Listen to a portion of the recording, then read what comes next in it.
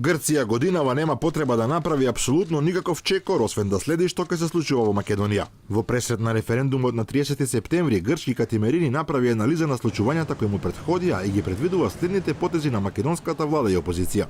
Весникот коментира дека референдумот за одобрување или не на договорот од Преспа во Атина се следи со две основни сценарии. Во случај граѓаните да го отфрлат, премиерот Зоран Заев не може да го направи следниот чекор и покрај фактот што референдумот има консултативен карактер. Второто сценарио што го анализира Весникот е позитивен исход и одобрување на договорот, пошто би следел процесот на уставна ревизија која според Катимерини може да трае и до 3 месеци.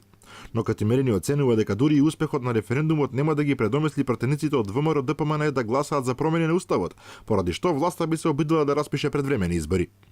Не е веројатно дека успехот на референдумот ќе ги примисли претениците од националистичката опозиција да одобрат промена на уставот. Со овој случај господинот Заев ќе одведе ПРМ на предвремени избори со цел да го зголеми парламентарното мнозинство и да го потисне ВМРО ДПМН. Накусо 2018 ќе замине без да биде потребно грчката страна да направи апсолутно ништо.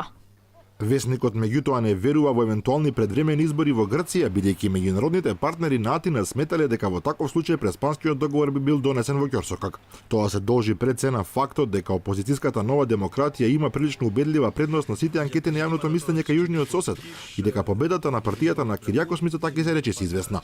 А со оглед на неговиот категоричен став дека договорот е спротивен со грчките национални интереси, доколку тој ја преземе власта пред да биде ратификуван истиот во грчкиот парламент, реално е да се очекува дека во такви околности Грција би можела да не го исполни својот дел од обврските, со што целата операција за промена на името и уставот на Македонија во замена за влез во НАТО и преговори со ЕУ би можела да пропадне.